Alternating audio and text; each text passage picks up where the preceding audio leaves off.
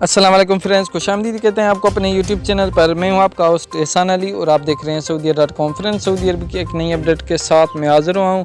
Friends, جیسے کہ آپ کو پتہ ہے سعودی عرب نے 11 ممالک کی لسٹ جاری کی تھی، جس میں پاکستان اور انڈیا کا نام تو شامل نہیں تھا، لیکن اس حوالے سے بڑی نیوز اپڈیٹ نظر آئی ہے کہ سعودی عرب نے پاکستان اور انڈیا کے لیے ڈائریکٹلی فلائٹ اوپن کرنے کی لسٹ جاری کر دی ہے۔ وہ میں آپ کے ساتھ شیئر لازمی کروں گا۔ تو فرینڈز، نیوز کو شروع کر لیتے ہیں۔ فرینڈز، نیوز شروع کرنے سے پہلے اگر آپ میرے یوٹیوب چینل پر نئے پیارے دوست ہیں تو چینل کو سبسکرائب کرنے کے ساتھ ساتھ بیل کے آئیکن پر پریس لازم کریں تاکہ آپ کو ایسی نیوز اپڈیٹ سے میں آگاہ کر سکوں۔ تو فرینڈز، ویڈیو کو لائک ضرور کریں۔ تو فرینڈز، نیوز کو شروع کر لیتے ہیں۔ فرینڈز، جیسے کہ آپ کو پتہ ہے سعودی عرب نے 11 ممالک کی لسٹ جاری کی تھی، اس میں سعودی عرب نے پاکستان اور انڈیا کا نام تو شامل نہیں کیا، لیکن ابھی سعودی عرب نے ایک نیا سسٹم جاری کیا ہے۔ ابھی وہ گروپس بنائے گا جس میں ان ممالک کی لسٹ ہوگی۔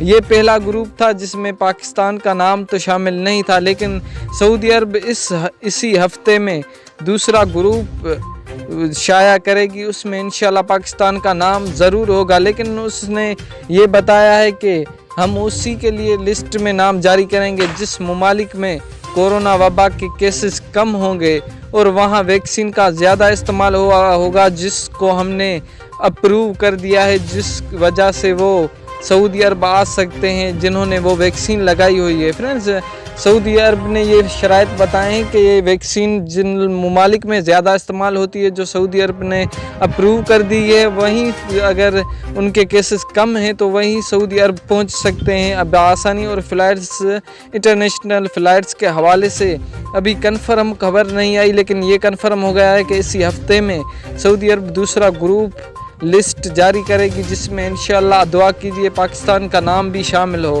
تو فرینڈز، انتظار کرتے ہیں اس لسٹ کا جس لسٹ میں پاکستان کا نام شامل ہوگا اور مسافروں کی جو مشکلات پیش نظر ہے وہ دور ہو جائے گی۔ تو فرینڈز، ملتے ہیں انشاءاللہ نیکسٹ ویڈیو میں، تب تک کے لیے اللہ حافظ۔